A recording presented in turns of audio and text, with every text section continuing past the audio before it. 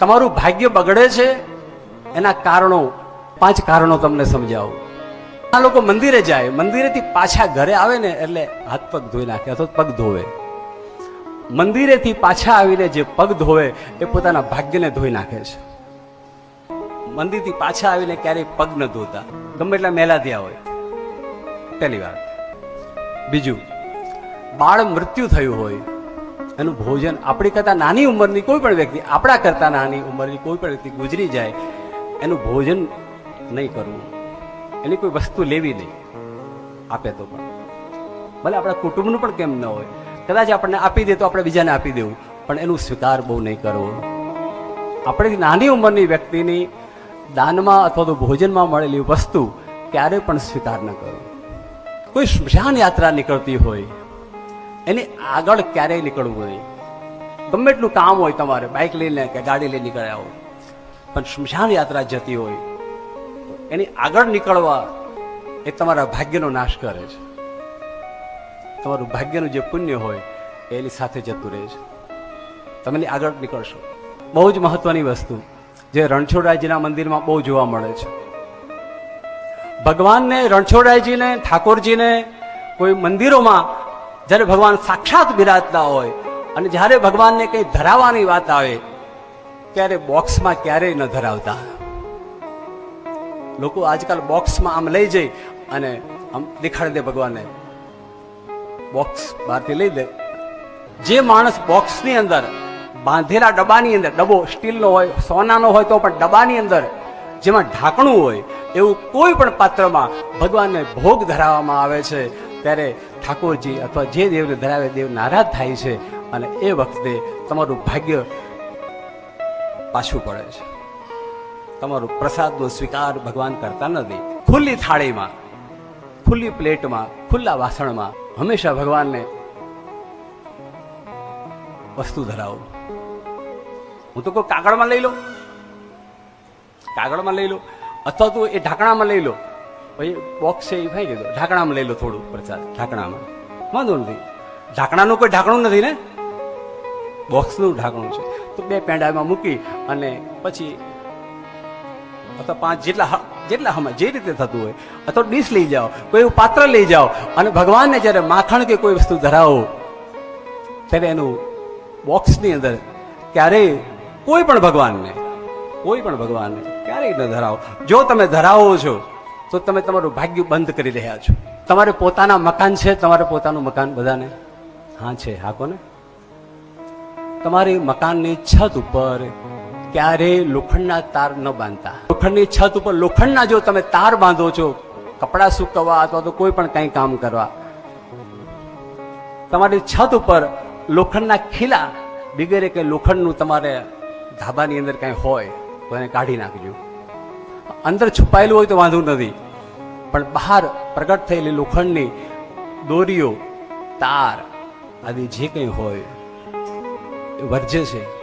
ખરાબ દ્રષ્ટિ પડશે, આકાશમાંથી ખરાબ સૃષ્ટિઓ તમારા તરફ આકર્ષાશે. ઘરની અંદર દુઃખ, દર્દ અને મુશ્કેલીઓ તમારા ઘરમાં અવશ્ય આવશે. ચાહે તમે ગમે એટલું મંદિરે દોડાદોડી કરતા, કોઈ એને રોકી નહીં શકે. માટે સાવધાન. છત ઉપર લોખંડના તાર હોય એ દુઃખ અને દર્દ નોતરે છે. પાકીટ અને પર્સમાં, પર્સ અને પાકીટમાં, તમારું પાકીટ પૈસા જેમાં રાખો છો, બહાર જાઓ ને ત્યારે શારદાબેન ભરૂચથી ત્યારે પૈસા લઈને નીકળીએ આપણે, ત્યારે એ પાકીટની અંદર લોખંડની અણીદાર વસ્તુઓ પૈસાની હારે ક્યારેય નહીં રાખવી. પિન ખાસ કરીને રાખતા હોઈએ આપણે, પીનો, અથવા તો અન્ય લોખંડની વસ્તુ પણ બને તો નહીં રાખવી. લોખંડની કોઈ પણ વસ્તુ, અથવા તો એ પર્સની અંદર ખોટો બિનજરૂરી સામાન, કચરા જેવો, કાગળિયા ને બાગળિયા ને કોઈને એડ્રેસ ને કોઈના કાર્ડ ને આ ઘણા લોકો બધું બહુ આખું પાકીટ આમ છલો ભરેલું રાખે. સાહેબ એ ગરીબાઈ નોતરે છે. તમારી લક્ષ્મીને દબાવી દે છે, તમારી લક્ષ્મીને મોકો નથી આપતા.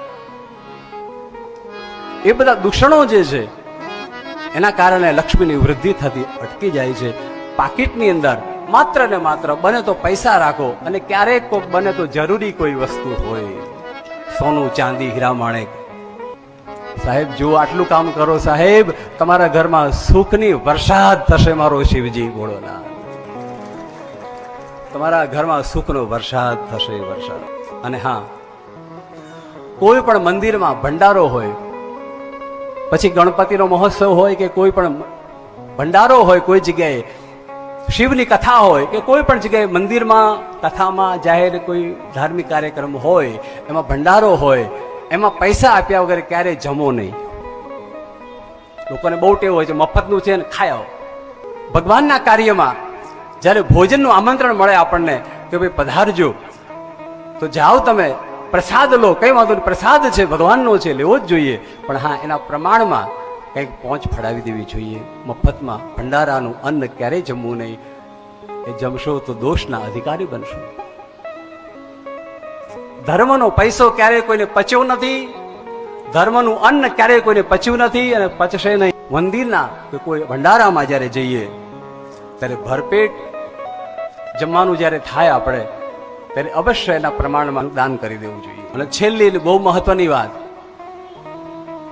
છેલ્લી અને બહુ મહત્વની વાત, નાના બાળકો અને વડીલો, આપણા ઘરમાં નાના બાળકો અથવા આડોશ પાડોશમાં કોઈ નાના બાળકો અને વડીલો આપણા કરતા જે ઉંમરમાં મોટા છે એની હારે લેતી દેતીમાં ક્યારેય હિસાબ ન કરતા કે દાદા તમારા આટલા પૈસા મને આપ્યા હતા, થમ્સઅપના આટલા થયા ને હવે આટલા વધ્યા, લો આ પૈસા તમારા. લેતી હિસાબ નહીં કરો.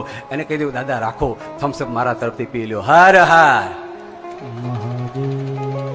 નાનું બાળક હોય તો એને કહી દઉં બેટા ચોકલેટ રાખતું, તારે મારે પૈસા, તારા પૈસા મારે શું કરવા, લે હું તને પૈસા આપું બેટા. નાના બાળકોની હારે અને વડીલોની હારે જે પૈસાની લેતી દીતીમાં હિસાબ કિતાબ કરે છે, એનાથી લક્ષ્મી નારાજ થઈ જાય અને લક્ષ્મીજી એને ક્યારેય સાથ નથી આપતા. સમજી ગયા ને? સાસુ સસરા હોય, વડીલો હોય, માતા પિતા હોય, એની હારે ક્યારેય હિસાબ ન માંડવો કે તમારા પૈસા આટલા હતા ને મારા પૈસા આટલા હતા ને આટલું આવું થયું ને આટલું આવું થયું, બા ને આટલું આવું. નહીં નહીં. એવી વહુરો, એવી દીકરીઓ, એવા દીકરાઓ અને એવા યુવાનો અને એવા માણસો આ જગતમાં તમને દુઃખી જોવા મળશે, કાયમ ને કાયમ રડતા જોવા મળશે, કે હાય હાય હાય કરતા જોવા મળશે, મરી ગયા, હેરાન થઈ. કારણ કે તમે આ બધા દુષ્કર્મ કર્યા છે. શિવ પુરાણ કહે છે, મારો ભોળેનાથ કહે છે, દાનમાં જ્યારે કોઈ પણ વસ્તુ આપવાની ઈચ્છા થાય, દાનમાં જ્યારે તમે આપો ત્યારે ખાસ ધ્યાન રાખો કે પોતાના ઓળખીતા હોય એને જ દાન આપો, એવું નહીં કરવું. અથવા તો પોતાના ઓળખીતા હોય એને વધારે પ્રસાદ આપી. ઘણા જો પ્રસાદ વેચવા નીકળે ને, થાળી લઈને અહીં નીકળે, બધાને બે બે ચોકલેટ આપે, પણ એમ જોઈને કે આપે મારી પાડોશણ છે તેને 3 આપે. ઓળખીતાને જ વધારે આપવું. ધર્મનું જે કંઈ વહેંચણી જ્યારે થતી હોય, દાન થતું હોય, જ્યારે પુણ્ય દાન થતું હોય, ત્યારે પોતાના સગા સંબંધીઓને આપી દેવું એ દોષકારક છે. અજાણાને પણ આપો. અજાણા છે એ પણ શિવ ભક્ત જ છે અને તમારા ઓળખીતા છે એ પણ શિવ ભક્ત જ છે. બેને હરખી નજરે જુઓ. એમાં જો ભેદભાવ કરો તો તમને પંક્તિ ભેદનો દોષ લાગે અને એના કારણે તમારા જીવનમાં ક્યારેય સુખ નહીં આવી શકે.